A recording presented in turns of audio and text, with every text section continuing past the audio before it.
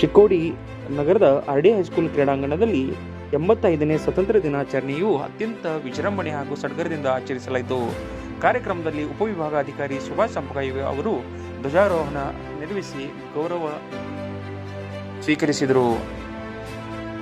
ಸಂದರ್ಭದಲ್ಲಿ ಅತಿಥಿಯಾಗಿ ಆಗಮಿಸಿದ ಚಿಕ್ಕೋಡಿ ಸಂಸದೆ ಪ್ರಿಯಾಂಕಾ ಜಾರಕಿಹೊಳಿ ಹಾಗೂ ಶಾಸಕ ಗಣೇಶ್ ಹುಕ್ಕೇರಿ ಸೇರಿದಂತೆ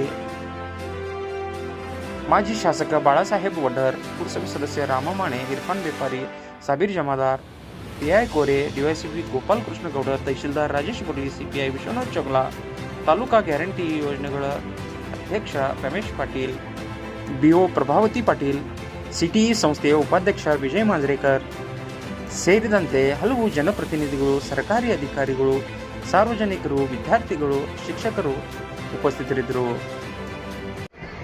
ಇವತ್ತ 15ನೇ ಆಗಸ್ಟ್ ಸುಮಾರು 80 ವರ್ಷ ಆಯಿತು ನಾವು ದೇಶವನ್ನು ಸ್ವಾತಂತ್ರ್ಯ ಪಡೆದ.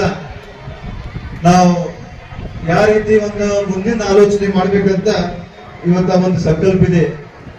ಆ ನಿಟ್ಟಿನಲ್ಲಿ ಇವತ್ತ ಸ್ವಾತಂತ್ರ್ಯ ಪಡಿಬೇಕಾದ್ರೆ ಸಾಕಷ್ಟು ಹೋರಾಟ ಮಾಡಿ ಮಹಾತ್ಮ ಗಾಂಧೀಜಿಯವರು ಇರ್ಬೋದು, ಭಗತ್ ಸಿಂಗ್ ಅವರು ಇರ್ಬೋದು, ನಮ್ಮ ಸುಭಾಷ್ ಚಂದ್ರ ಬೋಸ್ ಅವರು ಇರ್ಬೋದು, ಕಿತ್ತೂರು ರಾಣಿ ಚೆನ್ನಮ್ಮ ಅವರು ಇರ್ಬೋದು, ಅವರೆಲ್ಲ ಒಂದು ಬಲಿದಾನದಿಂದ ನಮ್ಗೆ ಇವತ್ತ ಸ್ವಾತಂತ್ರ್ಯ ಸಿಗುವಂತ ಒಂದು ಅವಕಾಶ ಇದೆ.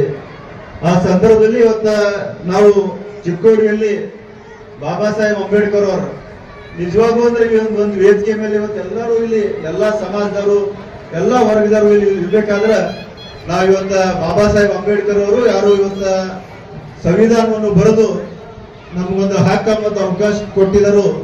ನಿಜವಾಗೂ ಈ ಸಂದರ್ಭದಲ್ಲಿ ನಾವು ನೆನಪಿಸುತ್ತಾ, ವಿಶೇಷ ಅಂದ್ರೆ ಮೊನ್ನೆ ಹೋದವರ ಒಂದು ಚಿಕ್ಕೋಡಿಯಲ್ಲಿ ಮೀಟಿಂಗ್ ಮಾಡಿ ಇಲ್ಲಿ ಸುಮಾರು ಒಂದು ಬಾಬಾ ಸಾಹೇಬ್ ಅಂಬೇಡ್ಕರ್ ಅವರ ಒಂದು ಪುಣ್ಯ ನಗರಿ ಸುಮಾರು ಒಂದು 10 ಎಕರೆ ಜಮೀನನ್ನು ಅಲ್ಲಿ ಆಯ್ಕೆ ಮಾಡಿ ಉತ್ತಾರೆಯ ದಗದ ಇವತ್ತು ಮುಂದಿನ ದಿನಮಾನದಲ್ಲಿ ನಾವು ಮತ್ತು ಜಿಲ್ಲಾ ಉಸ್ತುವಾರಿ ಸಚಿವರು ಸನ್ಮಾನ್ಯ ಸತೀಶ್ ಅಣ್ಣ ಜಾರಕಿಹೊಳಿ ಇರ್ಬೋದು, ಪ್ರಕಾಶ್ ಅಣ್ಣ ಹುಕ್ಕೇರಿ ಇರಲಿ, ಸುಮಾರು ಒಂದು 10 ದಿಂದ ಒಂದು 20 ಕೋಟಿ ರೂಪಾಯಿ ಅನುದಾನದಲ್ಲಿ ಈ ಒಂದು ಭವ್ಯವಾಗಿ ಒಂದು ಬಾಬಾ ಸಾಹೇಬ್ ಅಂಬೇಡ್ಕರ್ ಅವರ ಒಂದು ಸ್ಮಾರಕ ಇಲ್ಲಿ ಮಾಡುವಂತದ್ದು ಒಂದು ಅವಕಾಶ ಇದೆ.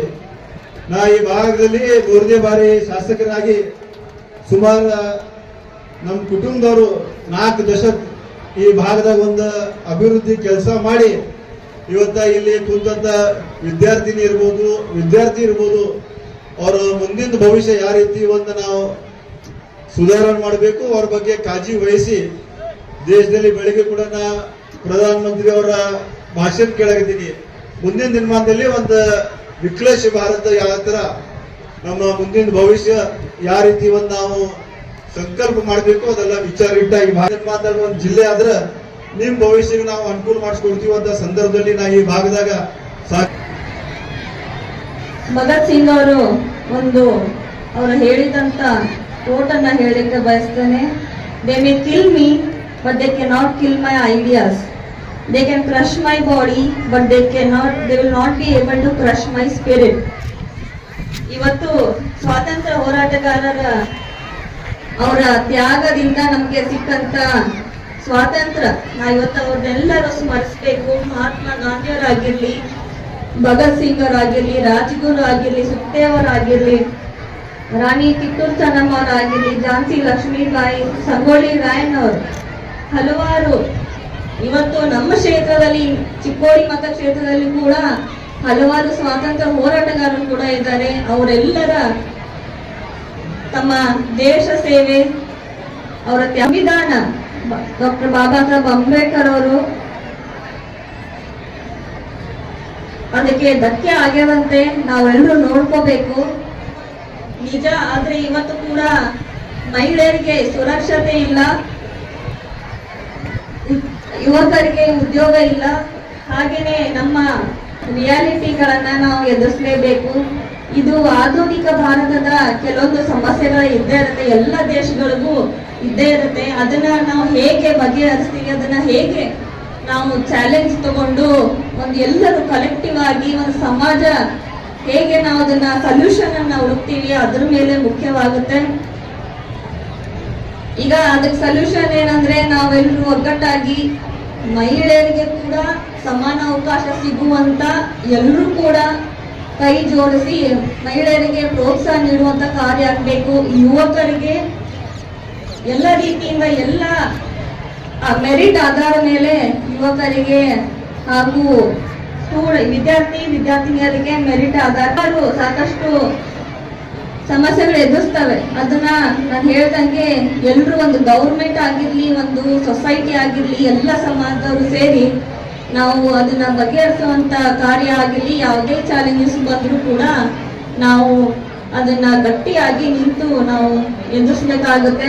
ಹಾಗೆ ಹೀಗಿರ್ಬೇಕು, ನಮ್ಮ ಸಿಟಿ ಹೀಗೆ ಇರ್ಬೇಕು ಅಂತ ಅವ್ರಿಗೂ ಕೆಲವೊಂದು ವಿಚಾರಗಳು ಇರ್ತವೆ. ಅದನ್ನ ನಾವು ಅವ್ರಿಗೆ ಬೆಳೆಯುವಂತ ವಾತಾವರಣ ನಾವು ಕಲ್ಪಿಸ್ಕೊಳ್ಬೇಕು, ನಮ್ಮ ಜವಾಬ್ದಾರಿ ಅಂತ ನನಗನ್ಸುತ್ತೆ. ಬಾಕಿ ಇವೆ, 100 ವರ್ಷ ಆಗುತ್ತೆ. ಆದ್ರೆ ನಮ್ಮ ಸಮಾಜ ಯಾವ ದಿಕ್ಕಲ್ಲಿ ಹೋಗ್ತಾ ಇದೆ, ಎಷ್ಟು ಕ್ರೈಮ್ ರೇಟ್ಗಳನ್ನ ಹೆಚ್ಚಾಗಿವೆ, ನಮ್ಮ ಮಕ್ಕಳ ಪರವರಿಶ ಎಲ್ಲ ಯುವಕರಿಗೂ ಕೂಡ ಸ್ವಾತಂತ್ರ್ಯವನ್ನ ಪಡೆಯುವ ಉದ್ದೇಶಕ್ಕಾಗಿ ಸಾಕಷ್ಟು ಪ್ರಯತ್ನಗಳನ್ನು ಪಟ್ಟು ಸ್ವಾತಂತ್ರ್ಯವನ್ನ ನೀಡಿದಂತಹ ದಿವಸ, ಎಲ್ಲ ಜನರನ್ನ ಒಟ್ಟುಗೂಡಿಸಿ ಅಹಿಂಸಾತ್ಮಕವಾಗಿ ಸ್ವಾತಂತ್ರ್ಯವನ್ನ ಪಡೆದಂತಹ ದಿವಸ. ಸ್ವಾತಂತ್ರ್ಯ ಹೋರಾಟಗಾರರು ತಮ್ಮ ಪ್ರಾಣವನ್ನ ತ್ಯಾಗ ಮಾಡಿ, ಬಲಿದಾನವನ್ನ ಮಾಡಿ ಮತ್ತು ಮಹಾನ್ ಕ್ರಾಂತಿ ಮೂಲಕವಾಗಿ ಹೋರಾಟ ಮಾಡಿ ಸ್ವಾತಂತ್ರ್ಯವನ್ನ ಪಡೆದಿರುವಂತಹದ್ದು.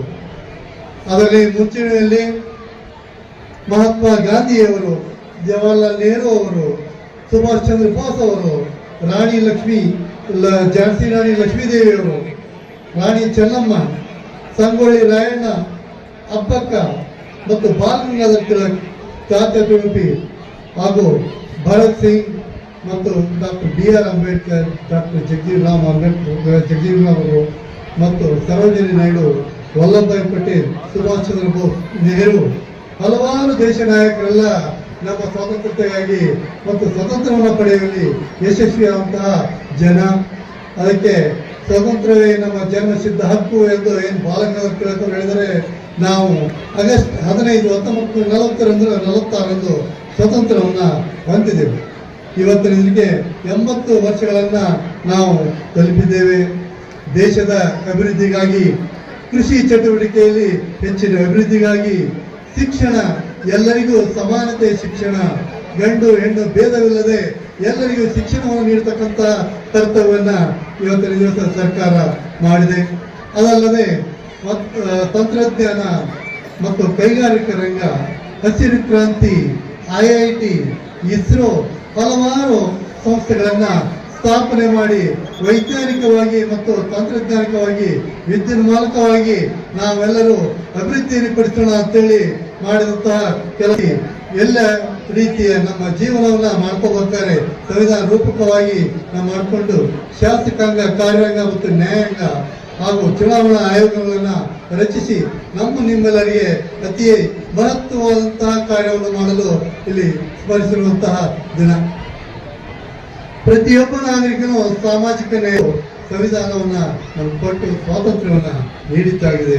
ಜನರು ನೆಮ್ಮದಿಯಿಂದ ಜೀವನ ಮಾಡಲಿ, ಆರೋಗ್ಯ ಮತ್ತು ಇತರೆ ಸೇವೆ ಮತ್ತು ಮೂಲ ಸೌಕರ್ಯಗಳನ್ನ ನೀಡಿ ಆಡಳಿತದಲ್ಲಿಯೂ ಸಹಿತ ಸಾಕಷ್ಟು ಸುಧಾರಣೆಯನ್ನು ಮಾಡಿದೆ. ಜನರ ಮನೆ ಬಾಗಿಲಿಗೆ ನಾವು ಕೆಲಸವನ್ನು ಮಾಡುವಂತಹ ಕೆಲಸ ಆಗಿದೆ. ಅಧಿಕಾರಿಗಳು ಮತ್ತು ಸಿಬ್ಬಂದಿಗಳು ಅನ್ನದೇ ನಾವು ನೀವೆಲ್ಲರೂ ಒಂದೇ ಅನ್ನೋದನ್ನ ತಿಳ್ಕೊಂಡು ನಾವು ಸಾರ್ವಜನಿಕರ ಕೆಲಸಗಳನ್ನ ಮಾಡತಕ್ಕಂಥದ್ರಲ್ಲಿ ಪಿಂಚಣಿ ಮತ್ತು ಸಾಮಾಜಿಕ ಭದ್ರತೆಯನ್ನ ಒದಗಿಸಿ ಕೊಡ್ತಾ ಇದ್ದೀವಿ ಅಂತಕ್ಕಂಥ ತಿಳಿದು ನಾವು ನೀವೆಲ್ಲರೂ ಕೂಡಿಯಾಗಿ ಮತ್ತು ಸಾಮಾಜಿಕ ಅಭಿವೃದ್ಧಿಗೆ ಶ್ರಮಿಸೋಣ ಅಂತ ಹೇಳಿ ನನ್ನ 2 ಮಾತುಗಳನ್ನು